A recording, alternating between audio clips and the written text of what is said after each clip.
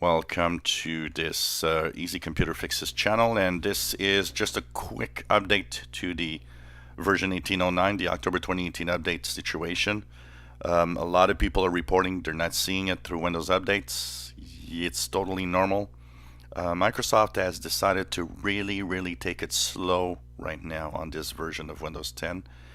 And so what's going to happen is that they are pushing this only through the website, the Microsoft website, where you can download either the image with the media creation tool or use the media creation tool to upgrade your system. So if you want to have it right now, which I don't, honestly, wait for it. Don't push anything.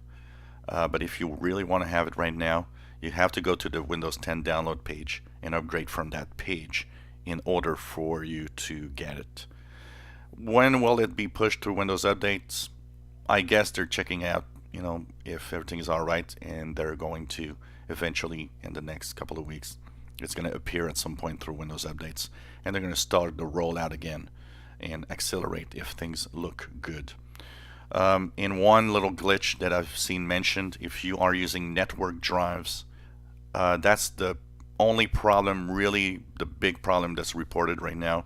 People using network drives say that the network drives are broken after the upgrade to 1809.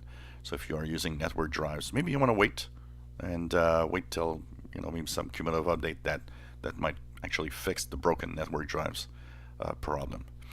If you enjoy my videos, please subscribe, give us thumbs up. Thank you for watching.